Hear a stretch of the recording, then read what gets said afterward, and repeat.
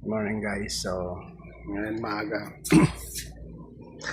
kami na miss nagbukas na kami ng shop. Kami miss nagbukas shop. Maaga kami ngayon kasi linggo, so marami nagpapa-cash in tsaka cash out. Ito mga tayo ng shop, pero magpapaikot pa ako ng labahan gano'n. Sana muna ako habang papunta na ako ng shop.